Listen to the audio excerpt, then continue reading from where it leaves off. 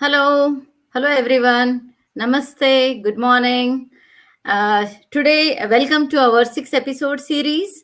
So, today is our second episode, and we have two speakers Donald Addu, who is a program director, and Drew Early, who is a conservative outreach director. So, over to them. Thank you so much. All right. Thanks, Vasudo. I appreciate that very much. Welcome to another episode with Citizens Climate Lobby on BharatFM and Bharat TV. My name is Donald Addu. I'm the program director for Citizens Climate Lobby, and we are delighted to have you with us today. Citizens Climate Lobby is a nonprofit, nonpartisan organization dedicated to creating the political will for a stable climate. We empower individuals of all backgrounds to engage it in democracy to pass meaningful climate legislation through Congress. We have chapters all over the United States, and we're in over 50 countries, so chances are we've got one near you. Today I have with me Drew Eyerly, who is Citizens Climate Lobby's Conservative Outreach Director. How are you doing today, Drew? Not too bad, Don. How are you doing? Hey, I'll take it. It's a pretty day here, so glad to be here. I'm glad you've been able to join us. And I'd love to start today by just hearing how did you come to the issue of climate change, and what kind of makes you focus on this issue specifically? It's definitely a little bit of a longer story, but it started during my time in the military, and recognizing the weakness in our logistics supply chain, in regards to fossil fuel convoys, the lifeblood of military. Like I said, the casualties it produced. So I became real interested in energy infrastructure. Came home, started a degree in environmental management, and really started to believe in the science of everything. But it was still so far down the road that any kind of real significant changes that I wasn't necessarily concerned.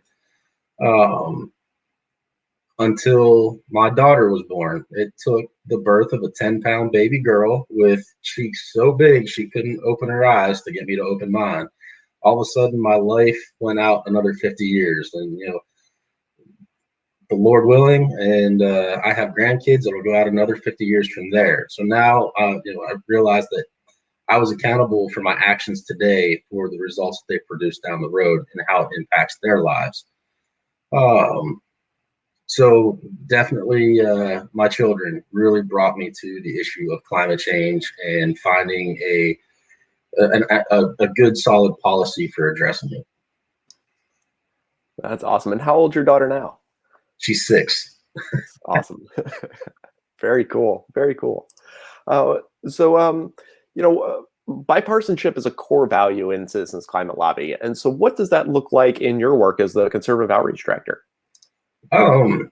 It's taking these issues and talking to people from where they're at, and understanding their perspectives, and showing how that even though we have different perspectives on certain issues, we can still come together to find a common solution to those issues.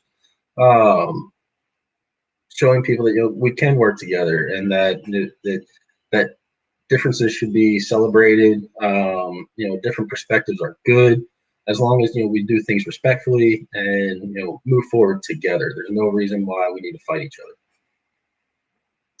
That's great. I love your focus on kind of the respect. One of the things that I think has made this issue challenging is oftentimes there's a lot of blaming of each other on the other side. I'll share a story. One of my favorite pictures I ever saw was this was during the protests around the Clean Power Plan, and the United Miners Association had organized a protest along with the Sierra Club, and they'd met downtown at the federal courthouse building in Pittsburgh. And this picture had a Sierra Club volunteer that had a sign that said, "Think about our kids." And one of the miners had a sign that said, "What about our kids?" And I thought that was beautiful, right? Because they're both coming from the same place, the same concern, the same fear, and yet, but neither one was able to hear the other.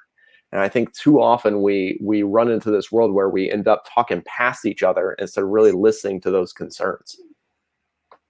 No, definitely, and that's something that's Citizens Climate Lobby has been great about. Let's listen first, find out where the person's at, and then meet them where they are and move forward from there. Awesome. Can you tell me about some of the what are some of the legitimate concerns that you hear from folks regarding action around climate? We've heard from oftentimes on the left it can feel like, well, they're not real concerns. They're just like trying to prevent action going forward. So but in my experience, there have been real valuable insights I've gained from talking with folks. So what are some of those legitimate concerns that you've heard from the conservative or Republican side? So like addressing climate change, it's not so much in whether climate change is real or not anymore. The concerns are just around the policies. A lot of the policies that have been put up in recent years to the right are a little extreme. They don't consider the economic damage that could happen. People are waking up the next morning without jobs. They don't consider the other two legs of community, with the social aspect as well as the economic aspect. They're strictly focused on the environmental. And to a conservative, that's just not how we want to move forward. We want to address climate change, but we want to do it in a way that doesn't damage the other two legs of community. I really like that. That's really cool. Can you talk a little bit about we're advocating for the Energy Innovation and Carbon Dividend Act. Can you talk about why you support that type of carbon pricing and how that supports all three legs of the stool? Oh, absolutely.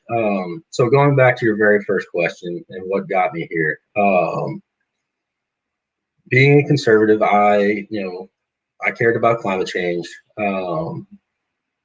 And I really wanted to find a policy that represented my conservative values. I was introduced to Citizens Climate Lobby and the Carbon Fee and Dividend, Energy Innovation and Carbon Dividend Act, and it hit every aspect. So it's a free market solution, which is completely conservative. It puts money back into the households for them to spend how they see fit with a little government overreach, definitely a conservative aspect. It's considerate of businesses, especially if we have this bipartisan agreement getting it moved forward. We're not going to get that pendulum swing every 4 years. So businesses can plan accordingly. They don't have to worry so much about extreme new regulations coming in, and that'll help them increase their profit margins. Businesses can plan accordingly, increase their profit margins. Job growth, for every one job that you see in the fossil fuel industry, I think we're looking at 3 jobs that would produce out of the renewable sector. The carbon border adjustment keeps us competitive on the national scale. Money stays in American pockets rather than us paying fees on our own exports and funding the economies of other countries. There's just a whole slew of good, solid Republican, conservative aspects with this policy. Decreased need for new regulations, decreased need for new taxes. I would encourage any conservative to look at this. Even if you're not necessarily concerned about climate change, over 3,500 economists endorse this policy as a way to jumpstart our economy. That's great. One of the things I've heard as a concern around addressing climate, and you touched on this a little bit, is what this is going to mean for the impacts on jobs. And it's one of the major criticisms I've heard is when I'll mention climate change, and one of the things that jumps right to mind is the Green New Deal. A very big sweeping piece of legislation that would regulate a lot of different aspects of life, and what that would look like for especially our folks in coal country, folks in rural America. And so how do you see this policy is different from that? This would also move us away from fossil fuels, but how is this done in what could be a more economically stable fashion? It's gradual. It's people in those industries aren't going to wake up tomorrow or in a month and not have jobs. This is a slow phase out. So the people that are currently working in these industries have time to, ultimately retire out of them, while still sending a signal to people who are coming up into the next job force, that, all right, well, this industry may be dying out, so let me go ahead and get an education in, and learn a trade in installing solar panels on roofs. So yeah, it gives time for everybody to transition over and nobody to wake up tomorrow and have chains on the front door of where they work.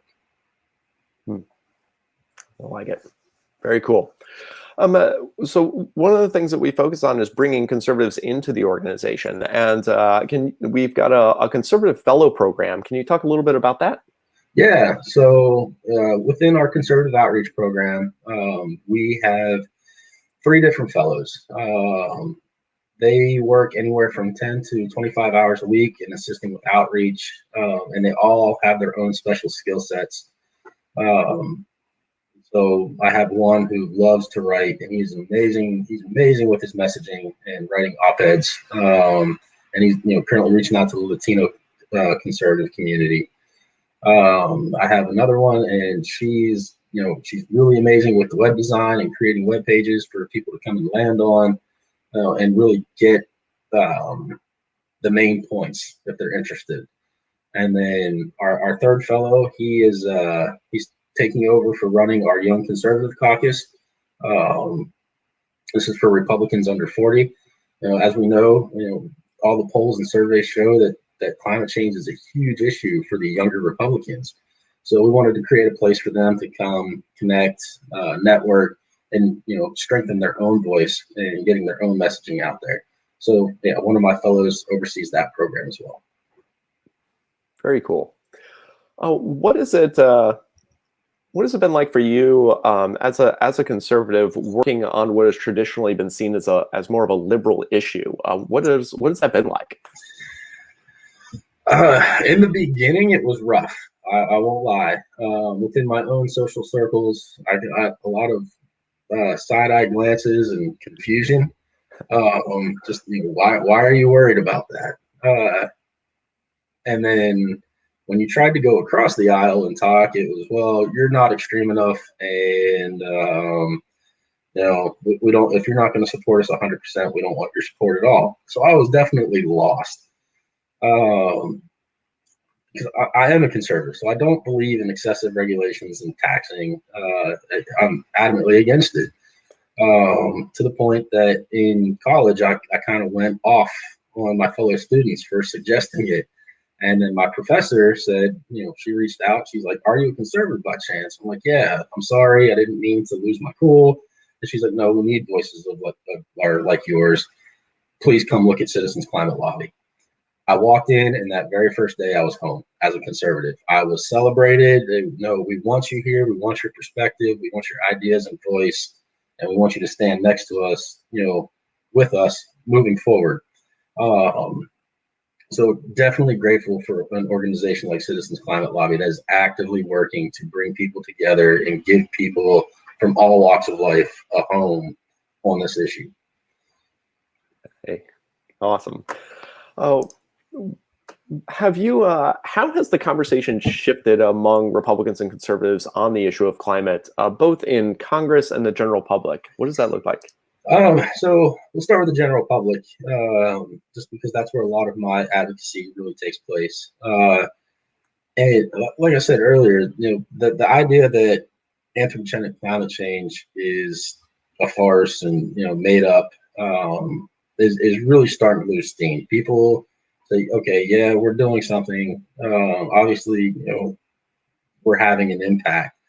They just are still very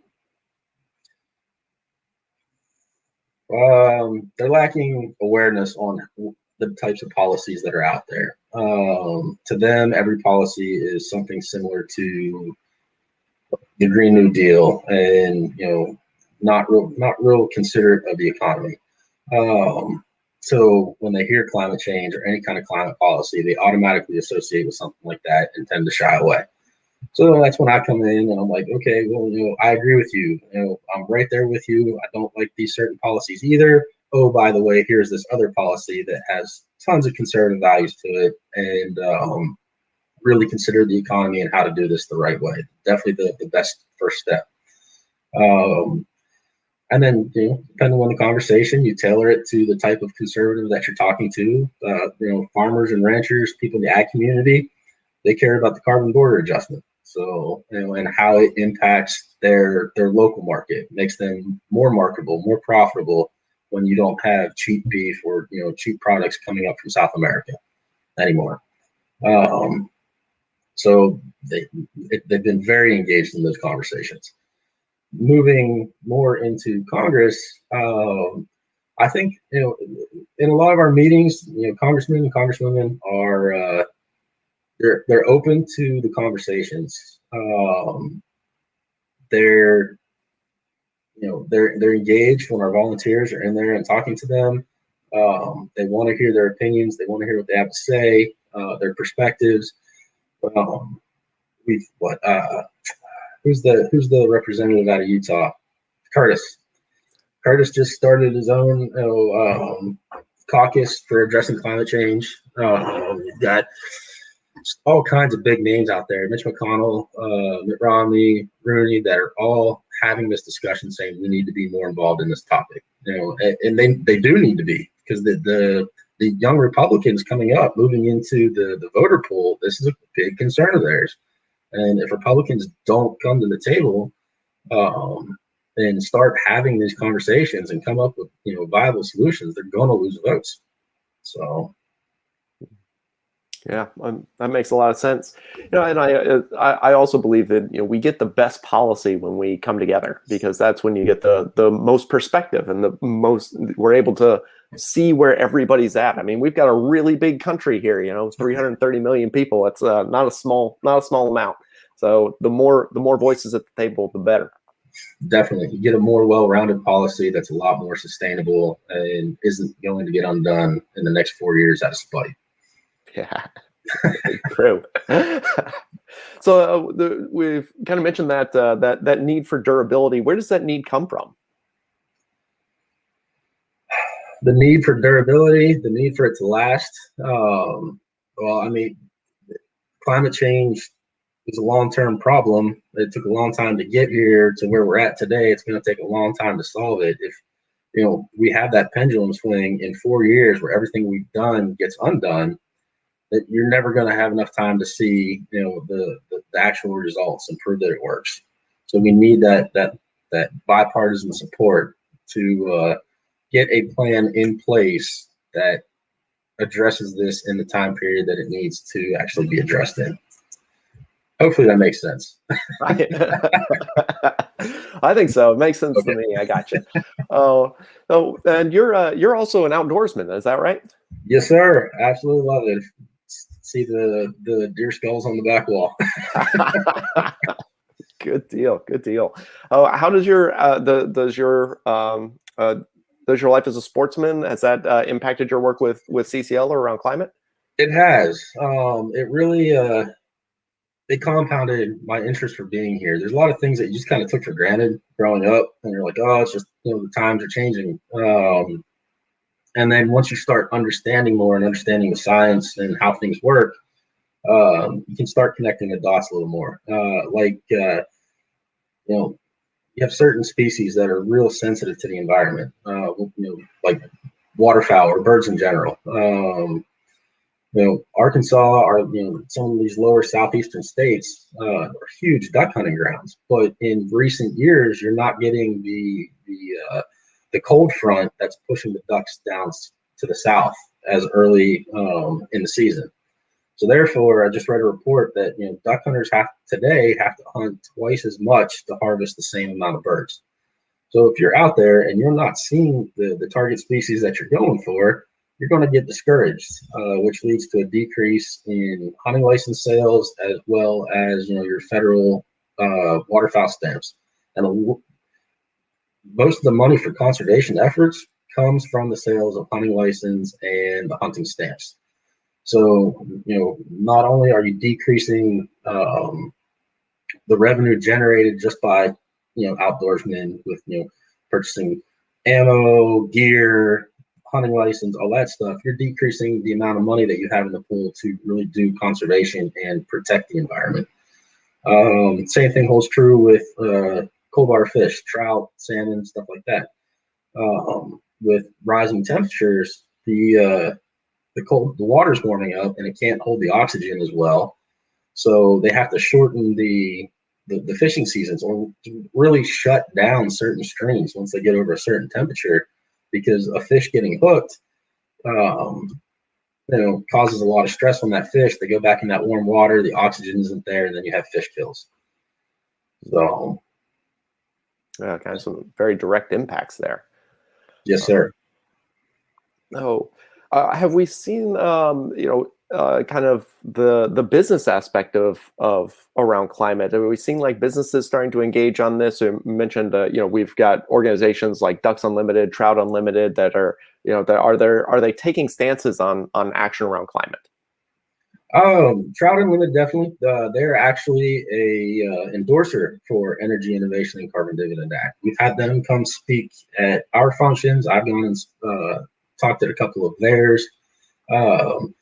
With them, really, if anybody is seeing immediate effects of climate change and what it's doing on the industry, it is people in the fishing industry. A lot of the fishermen up in Alaska, they're having issues with warming waters, calling for their representatives to do stuff. Yeah, Trout Unlimited is definitely one of the bigger ones, because they're, a lot of the guide services up in the Pacific Northwest, they belong to Trout Unlimited, and their businesses are being impacted. They can't run their guide services for as long or as to as many areas, and those waters that are still open become real competitive between the guides, so they're losing money.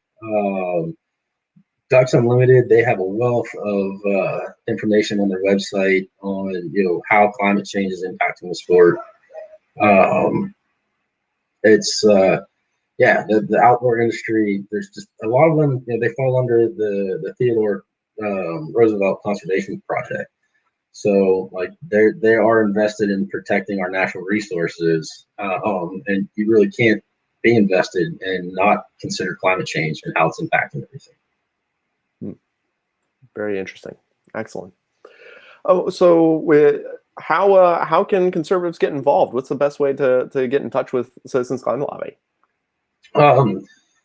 Put it into Google. Go to our website, citizensclimatelobby.org. Sign up. Come to some of our informational sessions.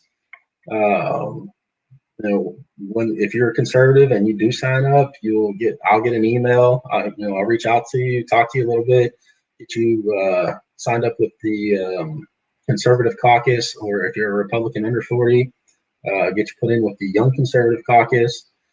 We have so many different action teams. I can't remember how many off the top of my head. I think it was 120, 150, something crazy like that. Just where we can.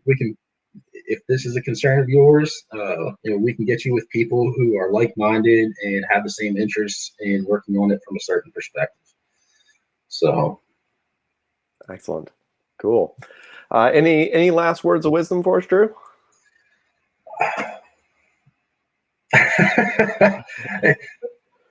I'm biased. There's a lot of eco-right organizations out there. Republican, Students for Carbon Dividend, just Deploy US, a lot of really, really great organizations that are doing the same thing, that working on the same type of policies and promoting climate action, just like Citizens Climate Lobby is. But if you really want a place where you can feel like you're making a difference, you want a place that is going to be home and you're going to be celebrated for being different, and just welcomed in with open arms, definitely come to Citizen Climate Lobby. Come check us out, see what we have to offer. We've got people who are mirror images of yourself, but still work great. Like you and me, Don, we're definitely mirrors, but you were one of my favorite people. So Thanks, Drew. Right back at you, man. And I guess one more thing. Can you talk a little bit about the power of having a conservative in a lobby meeting with a conservative member of Congress? yeah, you can do things that somebody from a more left-leaning perspective can't. You can have a more direct conversation and say, hey, I'm a conservative. These are the values that are important to me. They're the same values that are important to you. Why are we not working on this? Why are we not addressing this more aggressively? You're more apt to meet them on a common ground, and talk to them person to person as somebody who relates than, somebody who's not in that social circle. So. Perfect. Awesome. Well, thank you, Drew. I really appreciate your time. I appreciate everybody who tuned in today. I hope you found this session interesting, and we certainly had a lot of fun doing it. I will mention that we will be back with our next episode on the 31st of July. So do check us out. Again, a big thank you to BharatFM, Bharat TV for hosting, and we'll catch you all on the next episode. So thank you all so much.